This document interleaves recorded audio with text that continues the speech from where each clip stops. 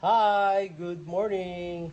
So, for today's video guys, gusto ko lang i-share sa inyo na binago ko na yung aking channel. So, this is going to be more personal, no, ng itong pag-vlog natin since na parang na burnout na ako sa political, no, and siguro mas maganda yung chill-chill na lang. So, for today, I've decided na i-edit ko yung aking channel. So, ayan na. Let me say hi and thank you.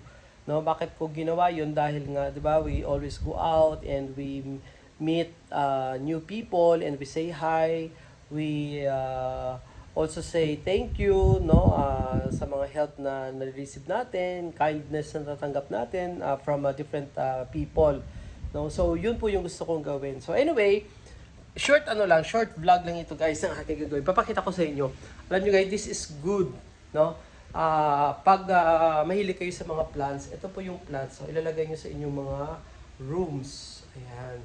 So, meron ako dito. Ito siya, napakalapad yung yung kanyang dahon. Kasi nga, kapag sarado yung room yung paggabi, maganda yung mga plants kasi nag-absorb siya ng carbon dioxide, no? And nagre-release siya ng oxygen. So, meron din ako dito, ito, mga apat ko na bagong koleksyon. Ayan. Ayan po siya. Tapos ito na, in-order natin to sa online. Kasi naka-close yung gano'n. So, hindi siya talaga mapasukan na lamang. Pero, nag-ano ako, na akala ko talaga, meron pa tayo dito. Ito.